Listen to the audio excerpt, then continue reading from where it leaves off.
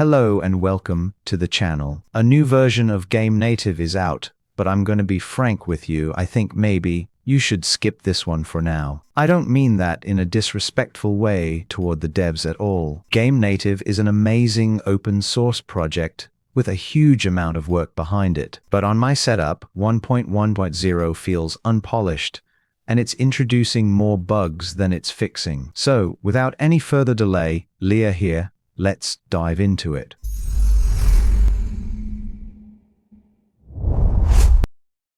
Before we talk about the problems, let's quickly go over what 1.1.0 is trying to do. The 1.0 milestone brought a Vulkan renderer ported from Winlator Ludashi, a bionic Steam mode for online play, and a lot of controller and audio fixes. Version 1.10 builds on that with new compatibility filters, how long to beat integration, more pulse audio improvements, and a new SurfaceFlinger renderer option that aims to lower latency and increase FPS. On paper, this is a fantastic direction.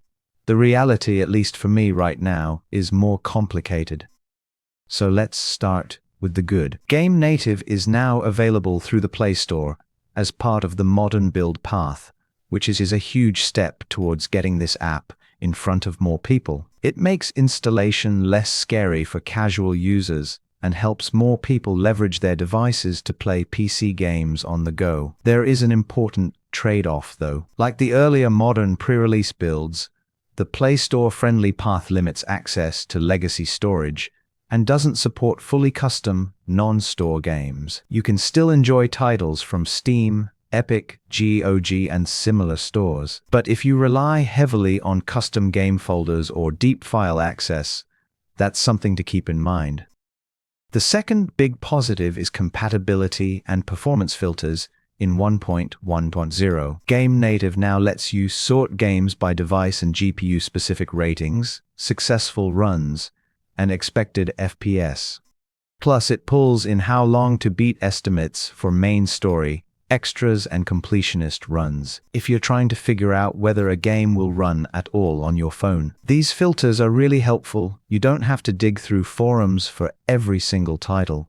Now let's talk about one of the headline features, SurfaceFlinger. On Android, SurfaceFlinger is the system compositor responsible for taking the rendered frames from apps and composing them onto the display. GameNative 1.1.0 adds a renderer option that hands frames directly to SurfaceFlinger in a more optimized way, which is supposed to reduce input latency and increase FPS in supported games. In theory, this is great, especially for fast-paced games, and some users are reporting smoother performance on Adreno devices when SurfaceFlinger is enabled. On my setup, though, SurfaceFlinger currently feels half-baked. The first issue is that when I enable the SurfaceFlinger renderer, I lose access to screen effects like FSR, color modes, and other tweaks through the usual effects page.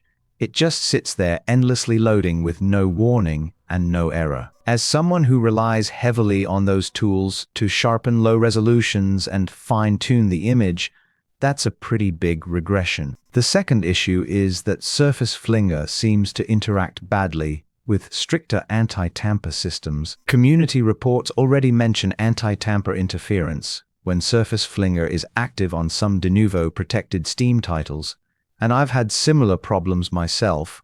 Games that ran fine on the Vulkan renderer suddenly start complaining once SurfaceFlinger is enabled. I can definitely see the promise here, but right now it feels more like an experimental branch than something I'd recommend for a daily driver setup. Another major change in 1.1.0 is more granular DInput, direct input configuration. The goal is to give you deeper control over how controllers are mapped, which should improve compatibility across more games and devices. In practice, on my system, this has been problematic. Some of the new DInput settings ended up being silently injected into my Win Components configuration, breaking a bunch of games that previously worked perfectly, and even triggering anti-tamper behavior in Hogwarts Legacy. Anything beyond the built-in default combos has, so far, caused more issues than fixes for me, and it took a long time to track the culprit down.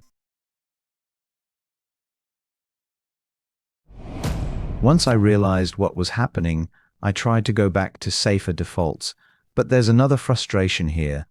The options tied to these new behaviors don't show up clearly in the default container settings. You only see them on a per-game container, which makes it harder to spot what's changing globally versus on a single title. For power users who constantly tweak containers, that kind of hidden behavior is dangerous. You end up chasing ghosts instead of obvious settings.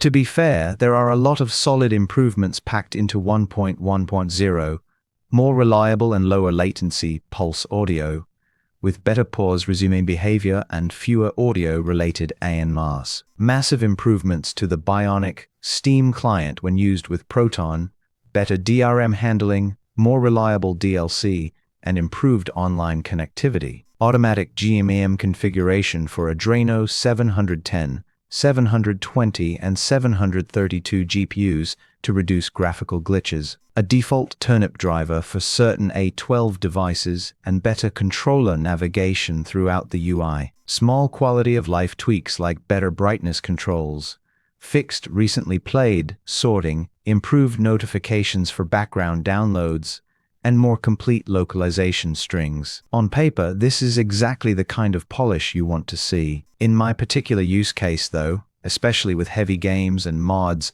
the new renderer and input stack introduce enough new problems that I don't feel comfortable calling this update an overall win yet. So all things considered, I cannot recommend 1.1.0 for everyone right now. I absolutely see a lot of promise in these changes.